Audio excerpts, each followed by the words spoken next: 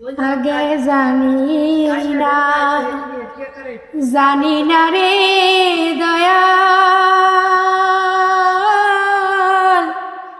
পরাণে প্রীতি যাবে দয়াল তোমার শানে প্রীতি করিয়া তোমার শানে প্রীতি করিয়া কাঁদতে জন্ম গেল রে আগে জানি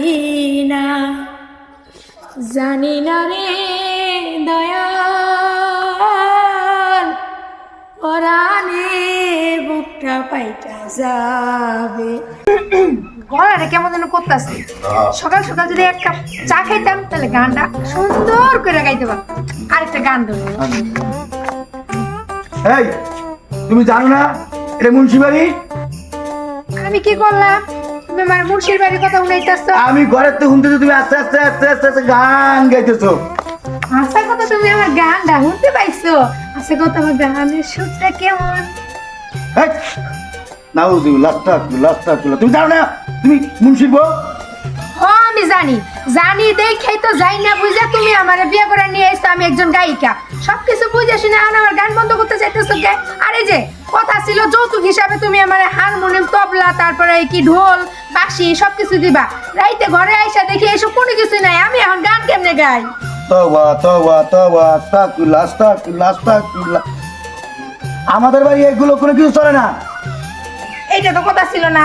আমার বাপরে তুমি যৌতুক হিসেবে এসব দিতে চাও নাই? নাউজুবিল্লাহ নাউজুবিল্লাহ। আমি তো যৌতুক আর তোমার কাছে চাই না, আমিও যৌতুক দিব না।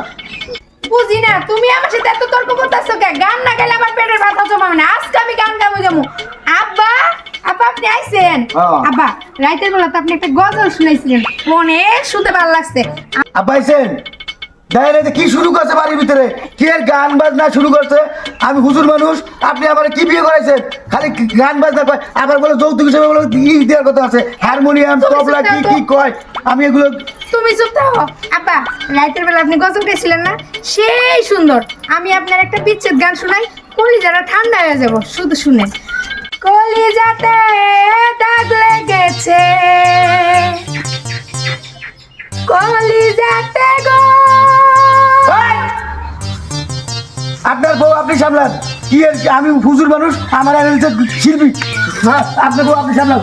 আচ্ছা আব্বা হ্যাঁ গেছে গা, এ হ্যার কথা কানে দেওয়ার দরকার নাই। আচ্ছা বৌমা তুমি এগুলা কি শুরু করছো? এটা হলো মুন্সি বাড়ি, এটা কি গান গাওয়ার জায়গা? মুন্সির বাড়ি গান গানের জায়গা?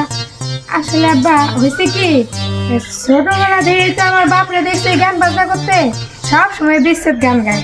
আর গান দিয়ে আমার খুব ভালো লাগে, অন্তরে গিয়া লাগে। আমার এইভাবে কেউ শাসন করে নেই। আপনারা যেভাবে কইতেছেন একটু যদি বুঝাই কইতেন তাইলে হয়তো এতটা বেয়াদব হইতাম না। যাই হোক, মুন্সি বাড়ি মানে আমার স্বামী একজন হুজুর মুয়াজ্জিন, আজান দেয়, তাই না? ভুলটা আমারই, আপনারা আমার ভুলটা বুঝাই দিচ্ছেন। আমি বুঝতে পারছি। আজকে থেকে আমি আর গান বাজনা করবো না। তাহলে আজকে থেকে বৌমা এই যে গান বাজনা এগুলা কবিরা গুনাহ। তুমি তোমার স্বামী 5 ওয়াক্ত নামাজ পড়ে, মসজিদে আজান দেয়, ইমামতি করে, তাহলে 5 ওয়াক্ত নামাজ তুমি পড়বা বৌমা। জি আব্বা তাই করবো। আচ্ছা বৌমা তাহলে তাই করো, আমি গেলাম। আচ্ছা ঠিকই তো, আমার বাবার বাড়ির লোকজনকে আমারে বুঝায় নাই গান বাজনা হারাম, এটা হারাম ওটা হারাম। ভালো মন্দ না বুঝাইলে আমি শিখবো কি? কথায় আছে না যে ছোট থেকে যা শিখবা তাই তো শিখবা। ভুলটা আমারই দর্শক। আপনারা যারা মুয়াজ্জিন, মসজিদে আজান দেন, হুজুর মুন্সি, আপনারা ভালোভাবে যেটা বুঝাবেন আমরা সেটাই বুঝবো। যত হাদিস শোনাবেন আমরা ততই শিখবো। তো আমার স্বামী আমার উপর রাগ জায়গা চলে গেছে, আমি একজন মুয়াজ্জিন তো ধমকটা পাইয়া আমার শিক্ষা হয়ে গেছে। আজকাল প্রত্যেকে 5 ওয়াক্ত নামাজ পড়বো। আর মুয়াজ্জিনের বউ যেহেতু গ্রামে গ্রামে নামাজ কালাম পড়ার জন্য দাওয়াত দিব সবাই।